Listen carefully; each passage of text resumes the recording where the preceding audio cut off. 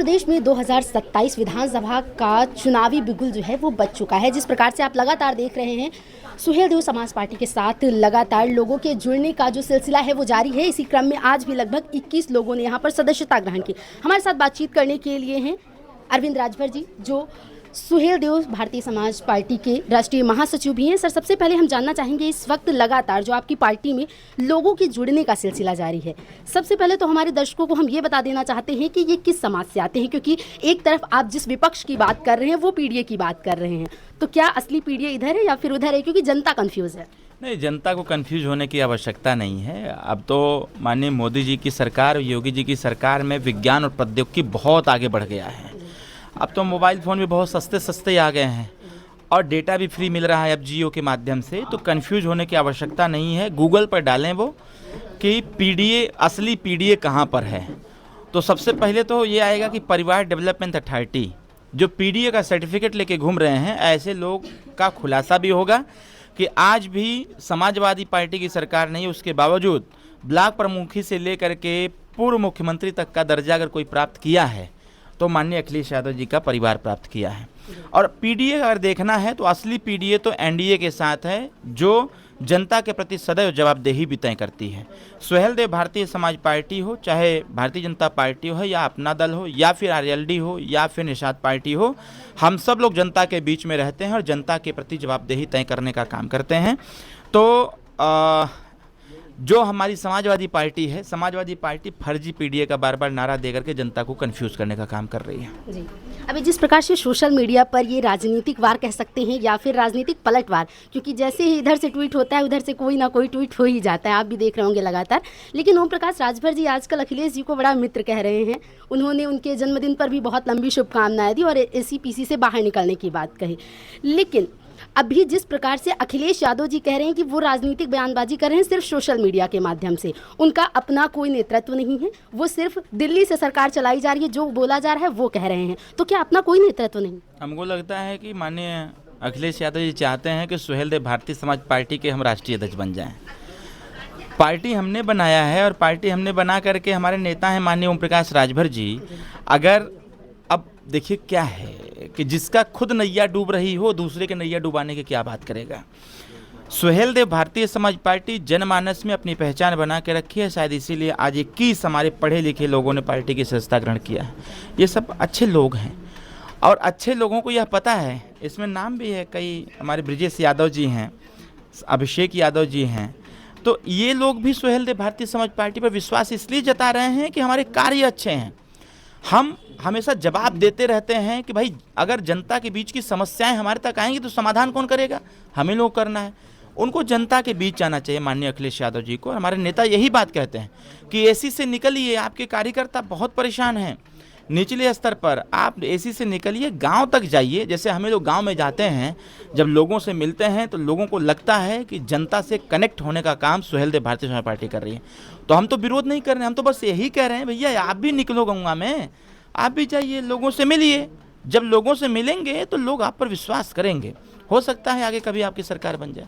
नहीं, जिस प्रकार से आपने कहा एसीपीसी से निकलिए, तो बड़ी महासभा हो रही है, कभी ब्राह्मण समाज की महासभा, कभी आदिवासी समाज की महासभा, कभी सिख समाज की महासभा। जिस प्रकार से वो सभी समाज को एकजुट कर रहे हैं पीसी के माध्यम से, तो इस पर कुछ कहना चाहेंगे? मैंने क्या बताया आपको, मैंने बताया ना कि वो अपने एसी में रह करके पीसी कर रहे हैं और जहाँ पीसी करते हैं वहीं पर सब सभा की सभा करते हैं, वो चाहे कौन का। अभी देखिए आगरा में एक तो ब्राह्मण सभा की बैठक हुई, लात जूता घुसा खुल चला है, सोशल मीडिया वीडियो वायरल हो रहा है। तो इनके कोई सभा के कार्यक्रम हो उसमें लात जूता घुसा, मार पीट होना, गाली गलौज, ये स्वाभाविक तौर पर होना है, ये इनकी प्रवृत्ति दिखाती है। तो इनके ऑफिस में मीटिंग कर देने से कुछ नहीं होने वाला है। अच्छा, कह रहे हैं जितने बीजेपी के साथी हैं वो सब राम घाती हैं, बीजेपी के साथी तो अभी आप भी हैं। राम को नहीं मानते क्या माननीय अखिलेश यादव जी? उन्होंने कहा दर्शन करने जाएंगे बाद में। अरे बाद में जाएंगे ना, बाद में जाएंगे ना, लेकिन वो मानते नहीं है ना प्रभु श्री राम जी को, क्योंकि वो तो उनका एक जो फैक्टर है MY फैक्टर है। तो M तो ठीक है, Y तो ठीक है, M वाले फैक्टर पर कहीं ना कहीं वो बैकफुट पर हो जाते हैं। तो इसलिए प्रभु श्री राम को नहीं मानते हैं। वो तो कहते थे पहले, मैंने एक दिन बयान उनका देखा, क्या बोले थे कि सनातन ही समाजवादी है। तो पहलवा समाजवादी क्या था? अगर अब सनातन समाजवादी हो गया तो पहले वाला समाजवादी क्या था? अब मैं उसको बोलूं तो हो सकता है कुछ लोगों को बुरा लगेगा। क्या वो नमाजवादी था पहले वाला समाजवादी? आज जब सत्य और सनातन जब सदैव आगे बढ़ने लगा, हर जगह स्वीकारता होने लगी, तो अब उनको लग रहा है कि अब सनातन का जिक्र करने से ही भलाई है, तभी सरकार बन सकती है।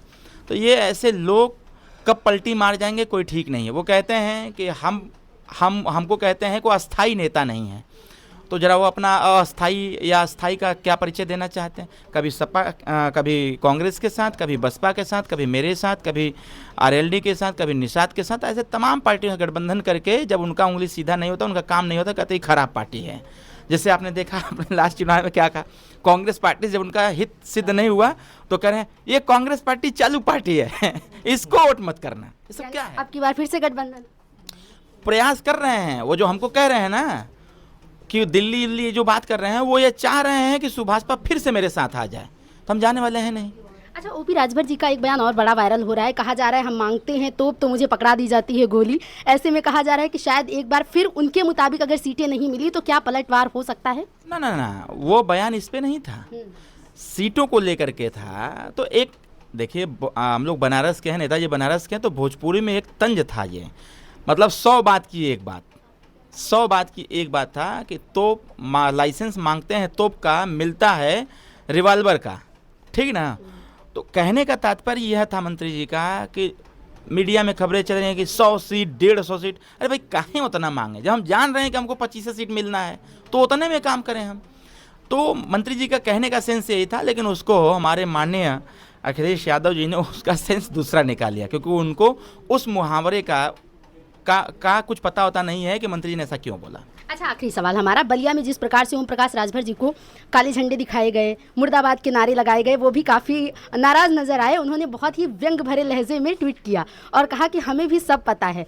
क्या मतलब समाजवादी पार्टी की बहुत सी चीज़ें आपको पता है? क्या वो बाहर आने की आशंका जताई जा सकती है? इस बात का डर है अखिलेश जी को? विरोध उसी का होता है जो ताकतवर होता है। सुहेलदेव भारतीय समाज पार्टी और हमारे नेता इसमें बहुत ताकतवर है, तो उनकी ताकत को देख करके लोग करिया करिया झंडा लहराने का काम करें, दिखाने का। काला झंडा लहरा देने से क्या हो जाएगा भाई? जब प्रकृति ने हर चीज़ को बना रखा है, हर चीज़ का सारे रंग हैं, तो फिर काला झंडा दिखा देने से कौन सा बहुत का पहाड़ टूट जाएगा? और उनका काम है ऐसे लोगों का विरोध करना, तो विरोध करें ना। हम कहाँ रोक रहे हैं कि मत विरोध करिए? हम तो कह ही रहे हैं, कभी बलिया में कहाँ विरोध कर रहे हैं? अरे पूरे देश में विरोध करो।